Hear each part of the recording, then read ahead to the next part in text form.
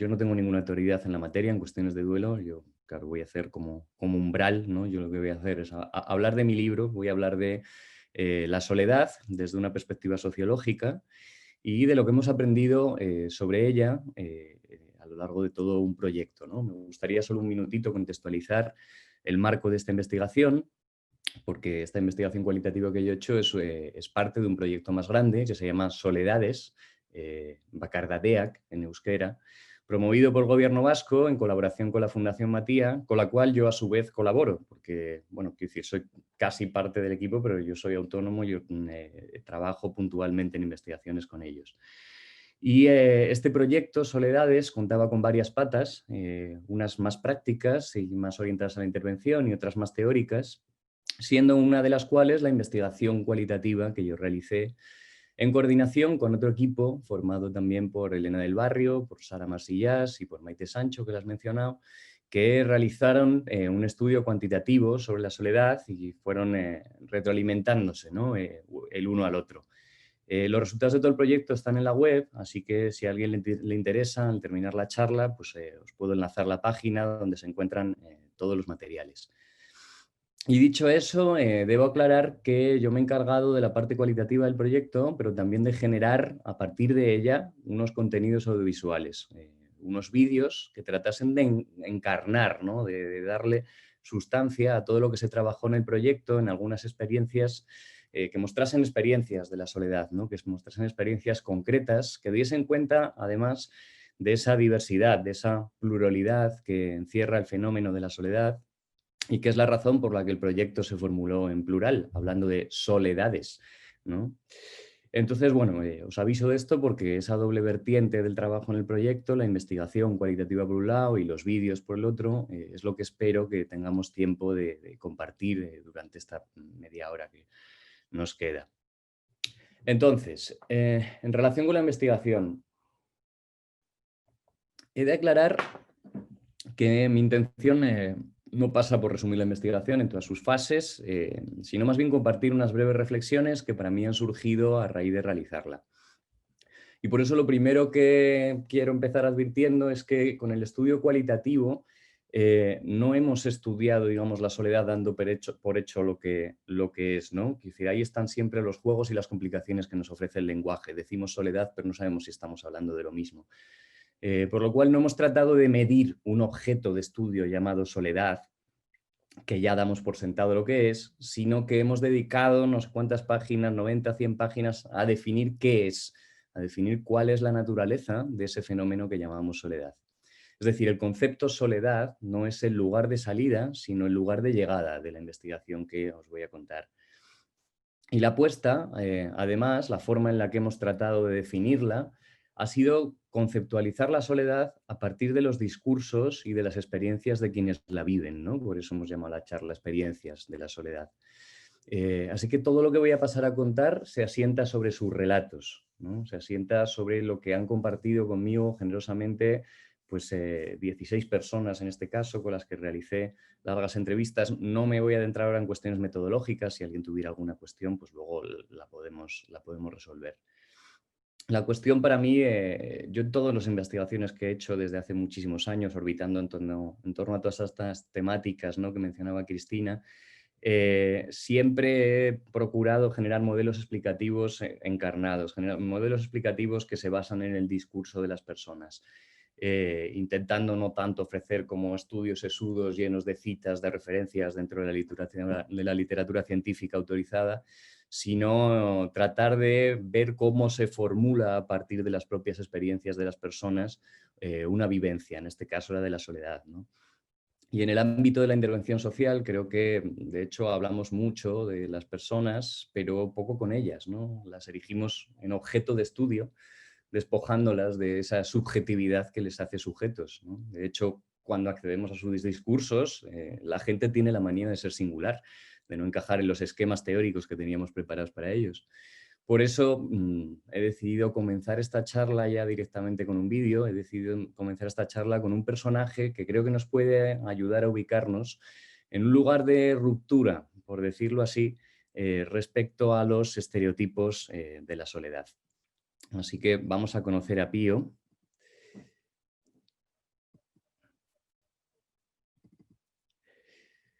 Vale. ¿Veis bien el vídeo? ¿Todavía no le he dado a play? Sí, se ve bien. Vale, pues le doy a play y continuamos.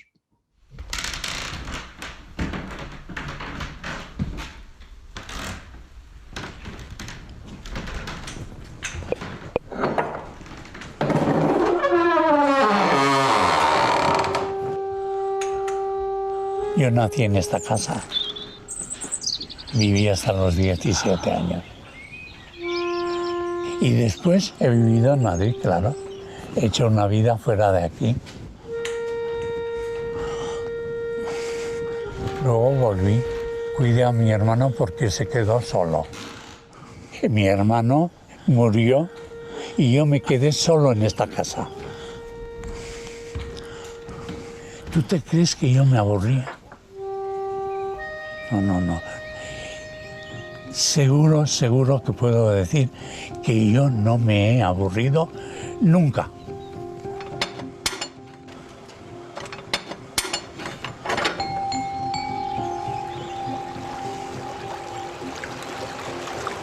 Oye, el mundo tiene infinidad de alicientes para que no exista ese aburrimiento.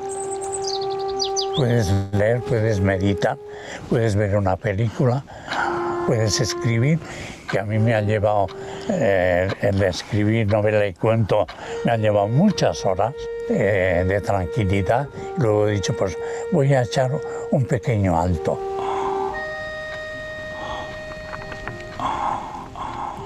Pues mira, me despertaba, oreaba la habitación, preparaba la comida, lo dejaba preparada y luego me iba por ahí a podar árboles, a quitar ortigas, a recoger fruta, traía leña para el invierno o bajaba al río y metía los pies en el agua y se me iban las horas.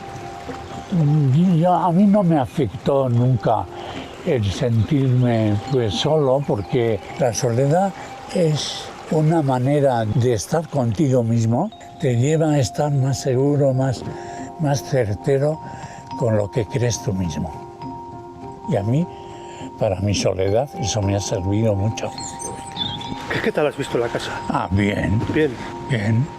He visto bien, en fin, todos aquellos árboles y ya no hacen tanta sombra. Sin embargo, me gusta estar con gente, charlar, contar una anécdota o escuchar, porque para empezar, por lo menos tengo nombre papal. Tuve siempre amigos, tuve siempre. Lo que pasa es que no estuve de acuerdo con ellos. Me he pasado toda la vida en desacuerdo. Eso es verdad. En desacuerdo. Hola, vale. José Antonio, vale. No sabes lo que me alegro de verte. Y algunas veces les he dicho, está muy bien que hayáis venido, pero sed un poco breves. Les he dicho, y ellos lo comprenden. Bueno, es verdad que yo muchas veces me he encontrado un poco fastidiado por no tener la soledad suficiente. Sarrakberry. Ahora vivo en una residencia y he hecho nuevos amigos en la residencia. O sea, me encuentro con una convivencia. Hombre, echo de menos todo aquel pasado y toda aquella vida que pasé aquí.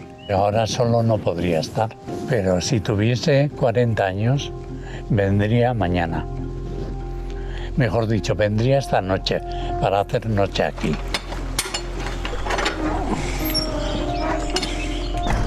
Y estaría encantadísimo de andar por aquí y de vivir aquí nuevamente.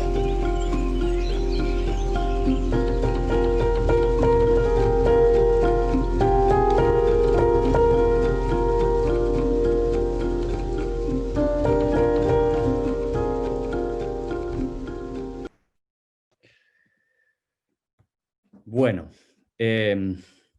se ha visto, ya habéis visto, claro que Pío es un absoluto heterodoxo, ¿no? Es un punky total, que no define a la mayoría, claro.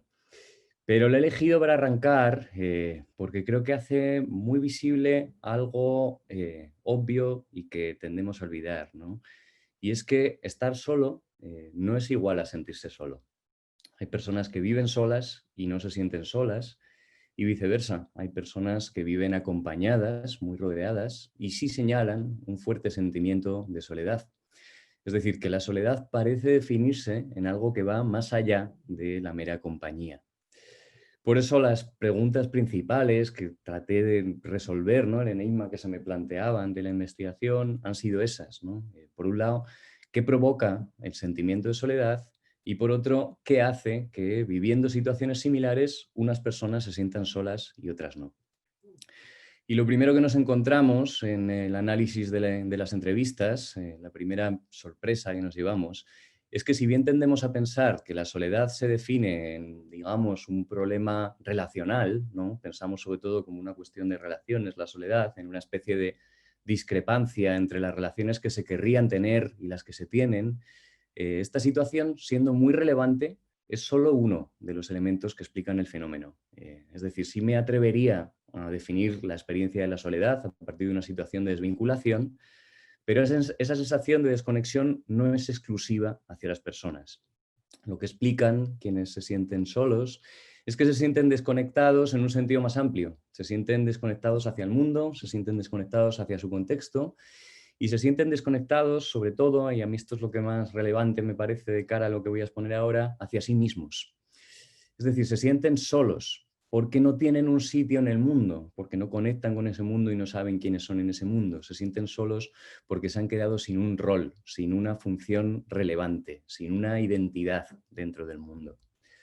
Y por eso insistía en ese carácter sorpresivo. Una de las sorpresas que nos enseñó el estudio es la importancia de la actividad en la soledad, ¿no? La actividad es obvio que es esencial en la vida humana, ¿no? Es lo que funda la sociedad, es lo que nos conecta. Exteriorizamos lo que somos a través de la actividad y eso nos conecta con los demás y nos conecta con nosotros mismos, ¿no? Se puede decir que somos a través de la actividad, ¿no? Y lo que hemos encontrado es que lo que diferencia a las personas que se sienten solas de las que no es precisamente que no encuentran un sentido para lo que hacen, no encuentran un sentido para salir de casa, no encuentran un sentido para peinarse al despertarse o vestirse más guapas, porque no hay un otro, no hay una alteridad a la que referir el sentido de sus actos. Y lo importante aquí es que hemos visto que eso no tiene que ver con que haya otras personas, sino con el significado que tienen los demás para mí a partir de mi biografía, con el significado que tienen esas personas, estén o no estén. Y en ese sentido, lo que hemos visto que diferencia un poco la respuesta, lo que hemos encontrado serían como dos tipos de biografías, dos tipos de recorridos o caminos por la vida, ¿no? Hemos encontrado una diferencia clara en la forma de sentirse solas entre las personas que han vivido toda su vida como parte de un grupo, que han sentido, que han seguido biografías que hemos llamado heterónomas, y con eso quiero decir que frente a la autonomía, cuando hablamos de heteronomía, hablamos de identidades que se definen a través de los otros, porque los otros me asignan un rol, una función, unas normas, y las que no, las personas que han seguido trayectorias más autónomas. Y son diferentes las maneras en las que viven la soledad porque son diferentes las razones en las que llegan a ella, ¿no? Las personas mayores que responden a ese perfil que hemos llamado heterónomo, que sería el mayoritario, diría que en buena medida en todo eso que podemos llamar, esa abstracción que llamamos la cultura latina, pues bueno, en toda la cultura latina, en todos los países del sur, en buena parte de Iberoamérica, indudablemente podemos encontrar como perfil mayoritario a personas que han seguido trayectorias tradicionales, personas con trayectorias muy vinculadas a un sentido de familia tradicional, ¿no? Y en estas personas la posibilidad de que se sientan solos tiene mucho que ver con las expectativas que tengan respecto a sus relaciones familiares. Y aquí, bueno, claro, es necesario que haga un inciso para recordar que obviamente el significado de la familia cambia entre diferentes culturas, ¿no? Es obvio que un octogenario nórdico no tiene las mismas expectativas respecto a sus hijos que uno siciliano, ¿no? O que uno de Madrid. En los países de Europa, el yo, la identidad, se construye con un fuerte sentido de referencia hacia la familia y hacia esos roles familiares y hacia el grupo de amigos. Y el yo, especialmente en las personas que hoy son mayores, ¿no? Es un yo grupal, es un yo de mi clan, es un yo de mi matrimonio. Por eso, por ejemplo, con cuestiones que hablamos, que estáis tratando como el duelo, ¿no? Por eso quedarse viudo, por ejemplo, ya supone una desestabilización total de la identidad, porque el yo se ha construido con otro y ese otro ya no está. O sea que no es solo la ausencia lo que duele, no es solo un duelo por el que no está, sino que también es el duelo porque la persona con la que yo me explicaba quién era, la alteridad que me daba mi identidad, ya no me la da porque ya no está. El yo heterónomo, dicho de otra manera, es un yo incompleto porque necesita al otro para realizarse. Y la clave aquí es que nos demos cuenta de que lo importante está en el rol y no en las relaciones que establecemos con esos otros para realizarnos. Es decir, la mayoría de las personas que se sienten solas no han sido abandonadas por completo por sus familias.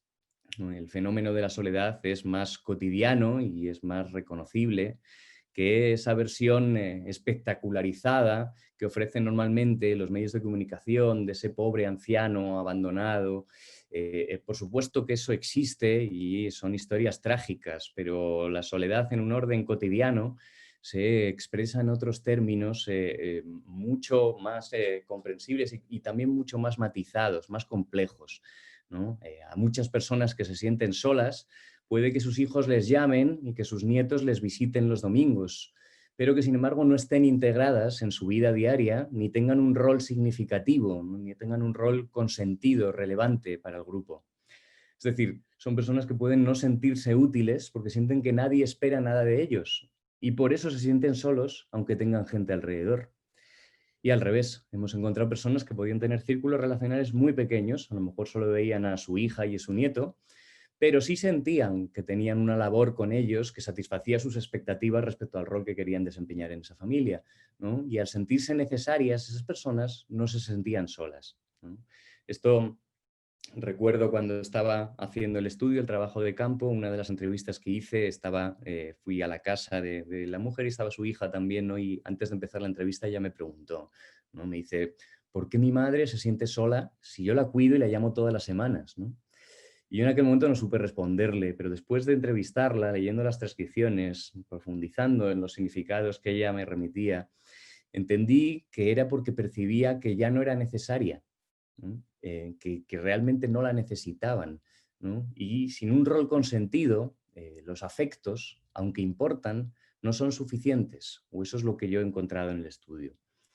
Es decir, que sea como sea, en todos los casos en los que la soledad viene de una biografía tradicional, de esto que estoy llamando una vida heterónoma, que se sientan bien o mal al llegar a la viudedad, unas personas u otras, depende siempre de los otros, ¿no? Son personas que se tienen que buscar fuera de sí mismas, ¿no? Las actividades que me conectaban con los otros han dado sentido a mi vida y sin ellos, yo solo no sé construir un significado para mis días, para mi presencia en el mundo, ¿no? Son los otros, y es su reconocimiento de mi rol, quienes definen mi soledad. Voy a beber yo también agua sin refresco. Bueno, este sería el caso más abundante, el caso más arquetípico, como he dicho, de la soledad. Pero como he dicho, tenemos otro perfil muy diferente, ¿no? Que ya hemos podido observar en Pío. Un perfil que yo diría a priori más resistente al sentimiento de soledad, pero no completamente inmune. Se trata de un perfil más extraordinario y minoritario entre las generaciones de mayores de hoy, pero yo creo que es un perfil que además nos da pistas sobre el futuro, sobre las generaciones que vienen en el sistema en el que vivimos actualmente, ¿no? Con todas estas categorías que se utilizan desde las ciencias sociales para hablar de las vidas líquidas, desmembradas, sin bases sólidas, en las que vivimos, en las que los proyectos cambian mucho más, en las que no se construye tanto una alteridad estable. El caso es que hablamos de personas que no han seguido la estructura familiar tradicional, que por distintas razones han ido a contracorriente y no han seguido la norma a partir de lo que podría llamar una suerte de autonomía moral, ¿no? Son personas que han tomado sus decisiones sobre sus vidas, o al menos así lo sienten, que eso es lo relevante, cómo se cuentan a sí mismos quiénes son. El caso es que la autonomía ha sido su gran valor y ha influido en cómo han sido sus biografías, porque no han querido plegarse a las convenciones o a las normas del otro, no han querido aguantar el tener que negociar ciertos aspectos de su vida con una pareja, o no han querido sacrificar sus trayectorias laborales, lo que fuese. El caso es que son personas que han privilegiado sus proyectos personales y no han seguido el curso de una biografía vertebrada por ese proyecto familiar. Y son personas, que esto es lo relevante de que eso haya sucedido así, que han vivido solas mucho tiempo y han aprendido, por decirlo así, a relacionarse con ellas mismas, ¿no? Llevan toda la vida entrenándose, podemos decir, y pueden incluso disfrutar de su soledad, como expresaba Pío. Por eso ahora en el envejecimiento no sufren tanto los fantasmas, ¿no?, del que no está, ¿no? Su identidad se ha construido para ellos mismos, no necesitan tanto al otro para que sus actividades tengan sentido. Y su soledad no se vincula al hecho objetivo de estar solos, por eso decía, no es lo mismo estar solo que sentirse solos. Pero eso, como os decía antes, no significa que estén inmunizados, no significa que estén vacunados contra ella. Su talón de Aquiles es precisamente la autonomía, porque han construido su identidad sobre su independencia, pero cuando luego llega la enfermedad, sí necesitan de un otro al que no encuentran, y ahí todo ese sentimiento de autogobierno ya no tiene respuesta para su necesidad. Y ahí, en estos casos, hemos encontrado caídas muy dramáticas, porque esa autonomía es el pilar sobre el que han construido toda su identidad, toda su fortaleza, toda su explicación de sí mismos. Dicho de otra forma, lo que les cuesta es ser heterónomos, ¿no? Y esa es la paradoja de estos dos perfiles, del autónomo y el heterónomo. Es que la debilidad de cada uno viene dado por la fortaleza del otro, ¿no? Las personas contradictorias heterónomas pierden el sentido de su existencia precisamente en una independencia que no saben procesar, porque no la han vivido a lo largo de todas sus biografías, siempre han decidido con el otro, ¿no? Sin mi marido o sin mis amigos, sin el otro hacia el que yo proyectaba el sentido de mis actos, yo dejo de saber quién soy y qué hago en el mundo. Y al contrario, las personas con trayectorias autónomas sufren por tener que depender del otro, porque si necesitan al otro para realizarse, la fortaleza de su identidad se pierde, ¿no? Dejan también de saber quiénes son y dejan también de saber qué hacen en el mundo, solo que por razones diferentes, ¿no? Dicho de otra forma, aunque aparenten ser muy diferentes, lo que tienen en común ambas trayectorias es una comprensión de la soledad, sobre todo como un problema de identidad. Por eso decía antes la importancia del sí mismo, como un problema vinculado a qué me define y quién soy en el mundo, solo que llegan por caminos diferentes. Y el caso, ya acercándome a la conclusión, es que todo esto implica que lo relacional, las relaciones, no son lo único que explican la soledad. Dicho de otra forma, la soledad no se explica solo por cómo nos relacionamos con los otros, sino sobre todo por cómo nos relacionamos con nosotros mismos. Sea a través de los otros o proyectando el sentido de mis actos hacia mí mismo, lo importante se encuentra en que yo sea capaz de dar sentido a mi vida teniendo una actividad y un rol con significado en mi mundo. Y cuando digo con significado en mi mundo, lo señalo y lo enfatizo claramente, porque podemos decir en ese sentido esto de que cada persona es un mundo y serán distintas las cosas que serán relevantes para cada cual, ¿no? No importa la actividad. Puede ser ejercer de abuela, puede ser tocar el piano en casa sola, plantar kiwis o jugar a las cartas en el bar, que son actividades que son significativas para unos y para otros no. Lo importante es el significado que se le otorga, ¿no? Por eso no es una cuestión de si lo que haces te importa, ¿no? De evaluar si te satisfacen tus paseos o cosas que haces en tu vida cotidiana, que es lo que normalmente miden las encuestas, sino también de si haces lo que te importa, de si haces lo que te ha definido a lo largo de tu vida y te ha dado una función en el mundo, de lo que te ha otorgado una presencia a la que tú dabas sentido en el mundo. Y ese es un matiz trascendental, hacer lo que te importa, ¿no? Hacer actividades con las que te puedes identificar. Y eso es lo que las personas que hemos entrevistado nos han dicho que les permite sentir que su presencia en el mundo tiene un significado y una importancia en el mundo. Y eso es lo que te conecta con él y contigo mismo. Y quienes lo sienten, ¿no? En definitiva, quienes sienten que tienen un lugar en el mundo no se sienten solos. Y al contrario, quienes no encuentran un sentido para su actividad en el mundo, sí se sienten solos, ¿no? Yo creo que esto lo explicó muy bien una de las mujeres que entrevisté. Ella vivía con toda su familia, pero ella estaba todo el día en casa, sola, esperando mientras los demás entraban y salían con sus vidas aceleradas, nietos, hijos, había mucha gente a su alrededor. Y ella se acababa de quedar viuda, vivía también en esa casa con su marido y sin dedicarse a su marido, su familia no la necesitaba, ¿no? Incluso con las mejores intenciones le pedían que descansase, ¿no? Ya sabe que las buenas intenciones son un peligro. Y ella, claro, o sea, esa era precisamente su losa, ¿no? Ella lo que me decía, pero yo lo que quiero es mambo, ¿no? Yo quiero actividad, yo quiero relevancia, ¿no? Ella lo que quería era ser importante para alguien y no podía. Y por eso cuando le pregunté cómo se sentía, me respondió, me dio una respuesta que para mí marcó la comprensión general de todo el estudio. Fue la vuelta de tuerca a partir de la cual empecé a definir o a comprender un poco cómo podía trabajar esto de la soledad. Cuando le pregunté cómo se sentía, me respondió, aquí, en medio de todos, me dijo. Y yo creo que esa es la definición más exacta que he encontrado de la soledad, porque no es la presencia del otro, sino lo que me vincula a él, lo que me hace sentir al otro. Y cuando estoy en medio de todos, ocupo un lugar físico, pero sin función simbólica que explique lo que yo hago en él. Y es esa situación de desvinculación, porque no tengo actividades significativas que me den un rol en mi grupo, porque no tengo un espacio de reconocimiento y no la ausencia de gente a mi alrededor, la que creo que propicia esa percepción de incompletud y de desconexión, que es lo que al final llamamos soledad. Así que esa es la respuesta, pequeñita pero profunda, que hemos encontrado, la explicación que hemos encontrado a esas preguntas que he formulado al principio de esto que os estoy contando, ¿no?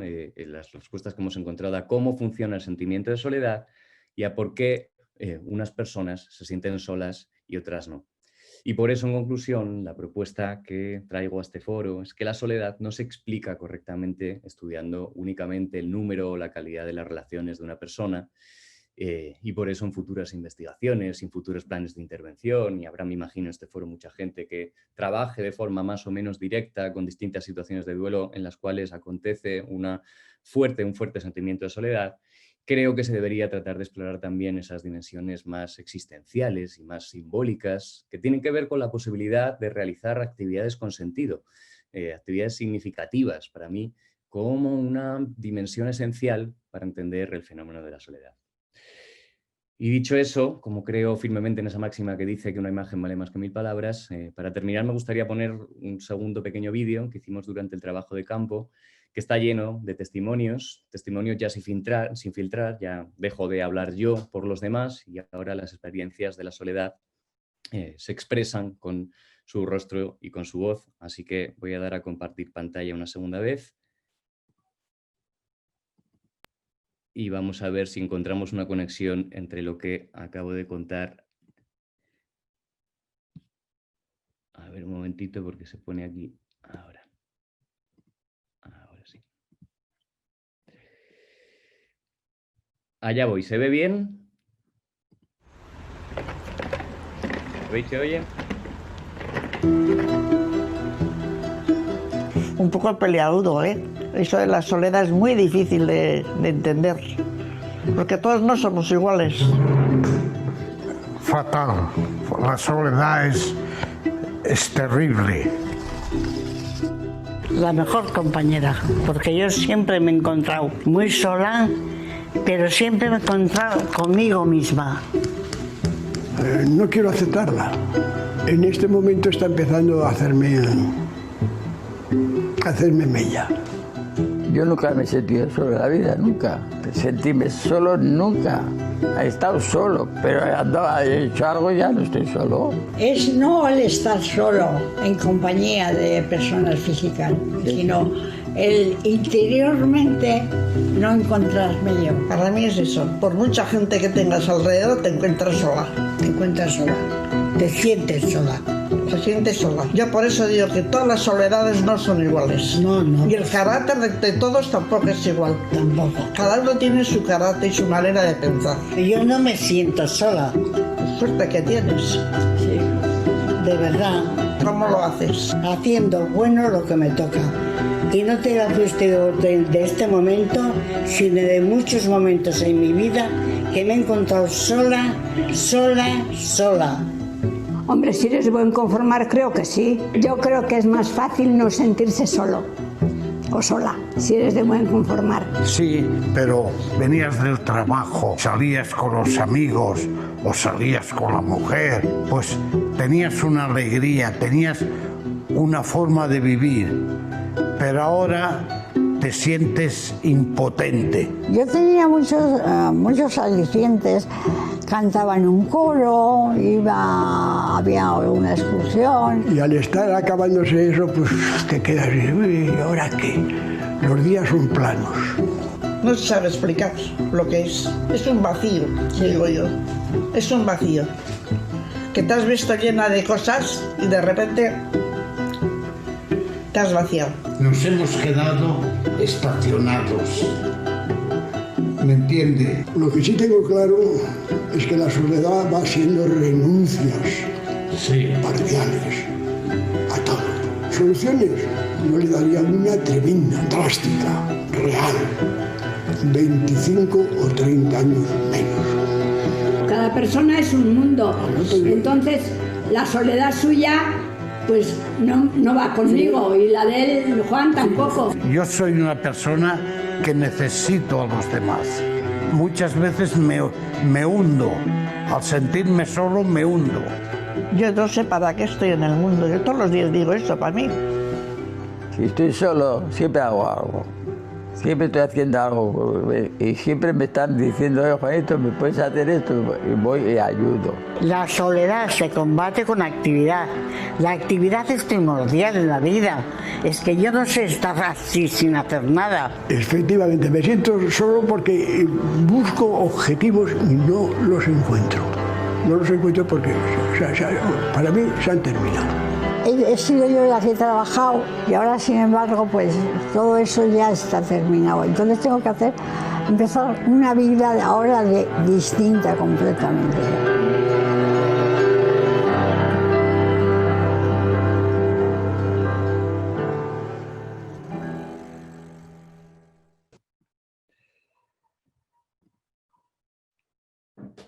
Bueno, ¿me veis a mí otra vez? Ahora. Pues ya está, pues muchas gracias por escucharme. Quiero que sepas que creo profundamente en lo que hago, que poco me equivoqué, supero bien